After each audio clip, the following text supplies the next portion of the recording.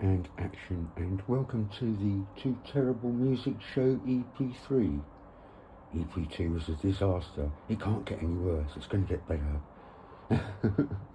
Let's go.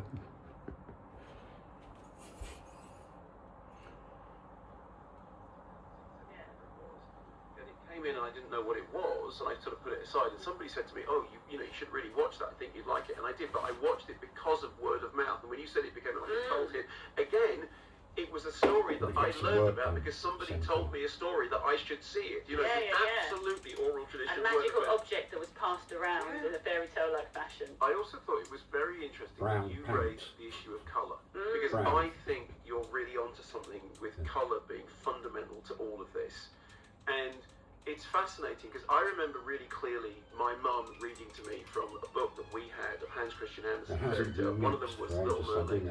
The illustrations, right, bold colours. I remember the image of the Little Mermaid's feet dancing on knives and the blood, the bright red blood. I remember at the end when she throws herself into the water, but she's then picked up into heaven. I painted over or something. And there's an image of her lying on this pink cloud, the pinkest thing I think I've ever seen in my life. There's no paid promotions or crowns. With Julia, I thought that is really key to it. The colour, the look, the feel of those colours is primal in the same way that the stories are. Yeah, and it's actually when you start to consider it, of course, Red Riding Hood, the Red Shoe, Bluebeard, Snow White, hair like spun gold, subject of conversation is fairy tales. Rapunzel. I keep thinking of Tangled because that's the name of the Disney film. I do think it's something to do with this, what you've been talking about, these kinds of really bold primary stories, primary colours to go with simple ideas, archetypes, good, evil, black, white, red, blue, these things that everyone, including children, can understand. This is also possibly one reason why of the Disney films, the animations, I think, work better than the live actions, because there is something about the way that animated movies depict colour which you don't actually get from live action. I mean, the images in the Disney cartoons of a pricked finger with a speck of blood, or a red apple that's the same colour as the blood, or the green of the tree that's the same colour as the green of the costume. That is something that absolutely gives itself to animation rather than live action films. Yeah, I think you could even go further. I think you could say that because of this sort of primacy of colour and image to fairy tales, they never really have been more perfectly realised than they are on the screen. Yeah, and Christopher Froding was saying Méliès is the beginning of one part of cinema tradition of fantasy, but of course the early Méliès films were hand painted to create colour when they were projected. So right from the earliest days of fantastical cinema, literally painting the colour onto the celluloid was really important. And so maybe that is, to answer our initial question about why are these two things so wedded, maybe it is because cinema is the perfect expression of fairy tales. We talked before about cinema replicating the function of dreams or memories. Memory, dreams, fables, fairy tales, they're all to do with that subconscious scrunge that is being expressed in the projected. Yeah, the collective unconscious which exists in the space between the storyteller and the audience. And exists in the cinema, in the space between the collective audience and the illusion that's happening on screen. That's it for this episode of Screenshot. Okay. And from fairy tale endings to nerve-wracking realism.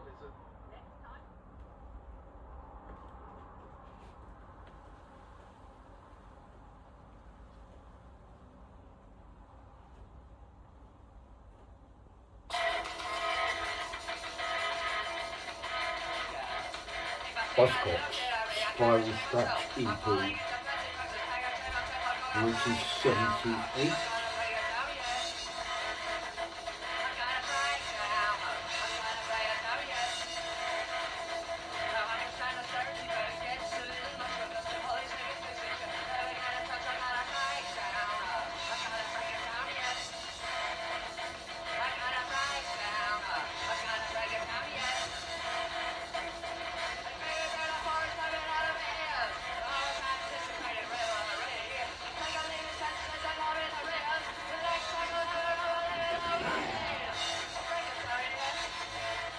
One wreck of my hands.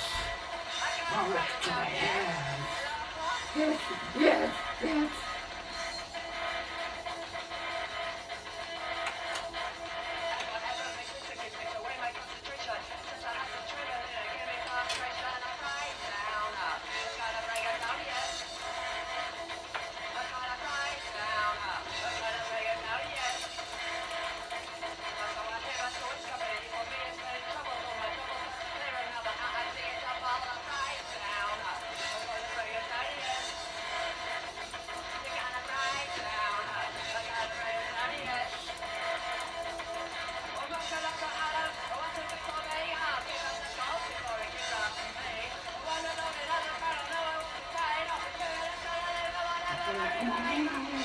Break it down, yes! Yeah, break it down, yes! Yeah, break it down, yes!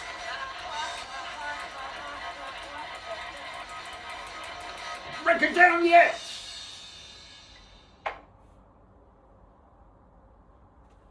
War is tearing little lives apart. From Gaza to Ukraine to Sudan.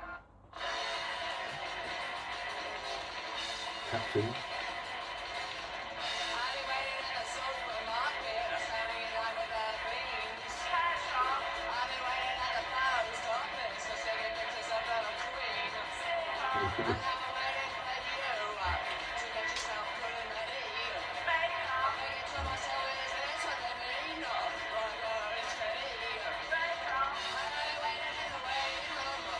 I'll be punching in the punching room. I've been painting in the painting room.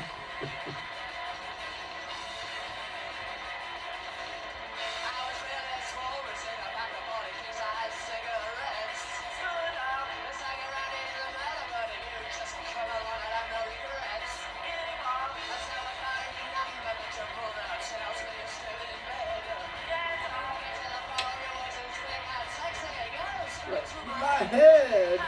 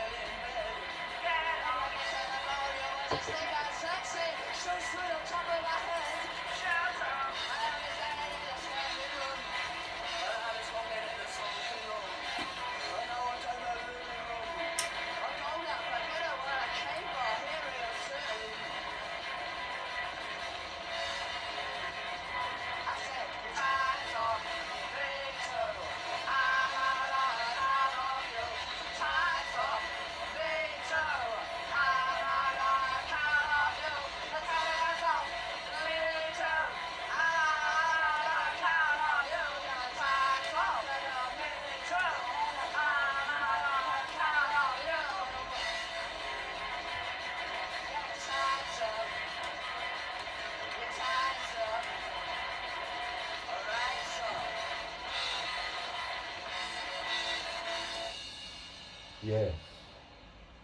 Good.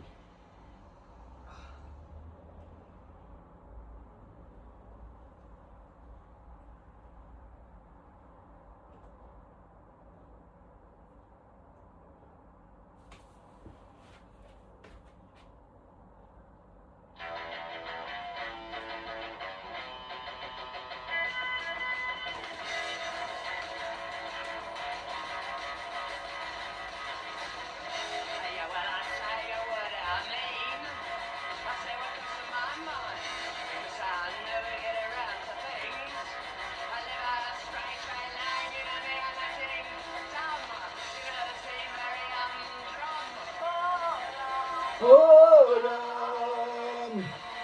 ba-dum. Ba-dum.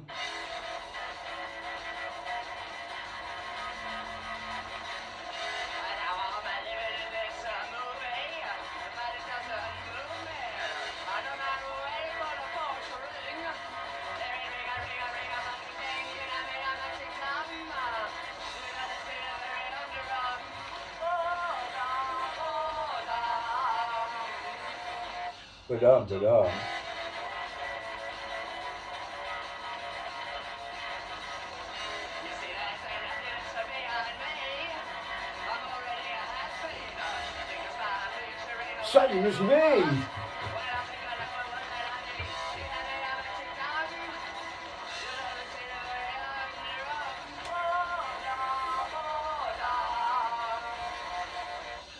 done.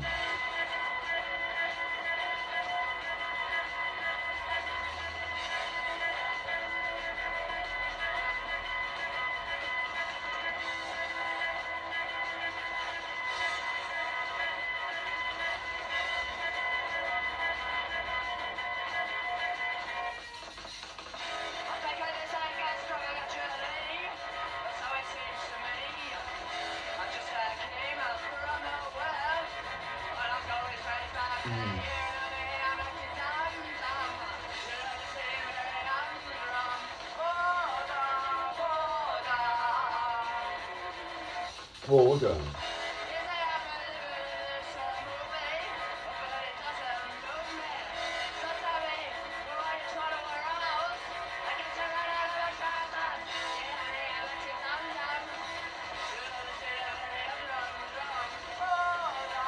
Boredom.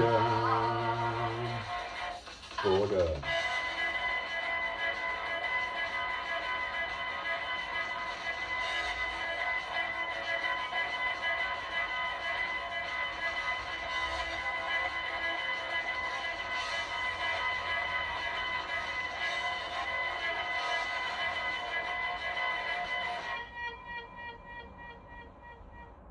Boredom.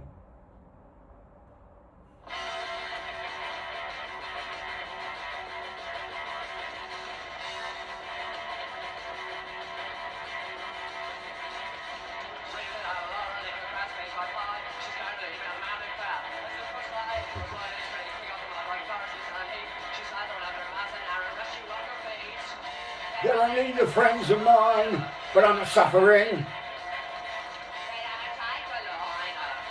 I need for adrenaline.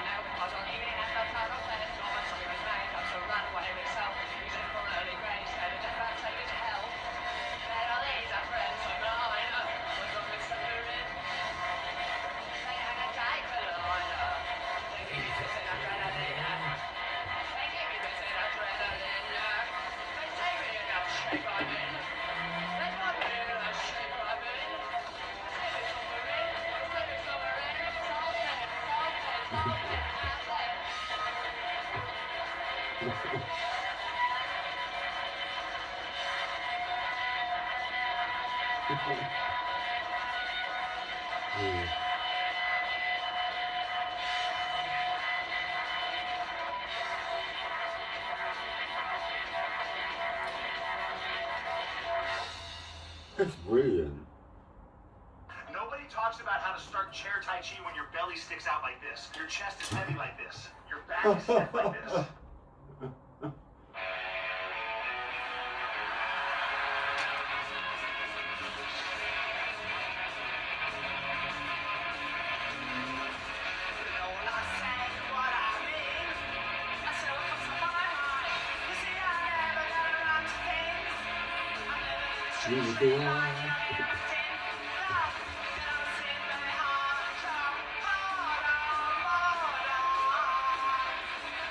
Boredom.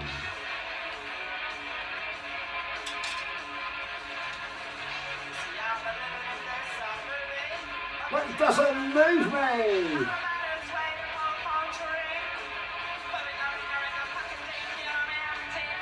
Dumb!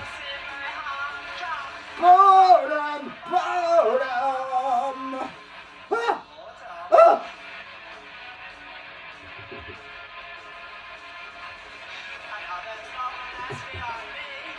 That's good, that's fine.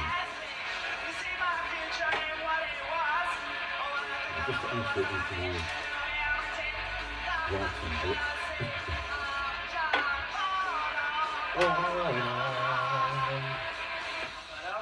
Ba-dum.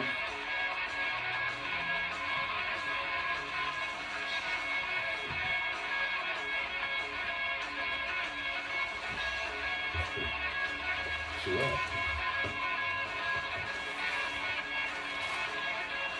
On the page,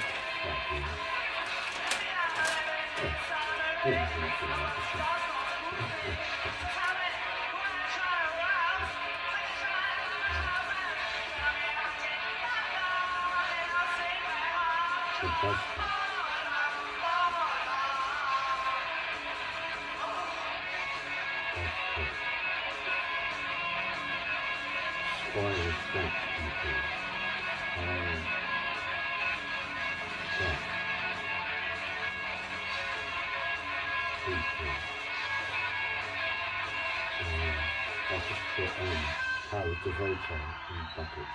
Howard Devoto. And Howard Devoto, D-O-T-O, isn't it? Howard Devoto, 1978, isn't it? Yeah, okay. 1978, and record, I can't remember what lady it was on that one. Got a great centre, you know. That's it. Invite a collaborator, a co-writer, I just write co-writer, vodka. Howard Devoto, 1978, Physics Finding. And it's two terrible music there, with two terrible music, two, it's two terrible music, two, S-H-E-W, yeah, two terrible music, two, is it that one? EP, 3. It's not the track with disaster so far. Oh, it doesn't mean that. There we are. Play us out, both shots.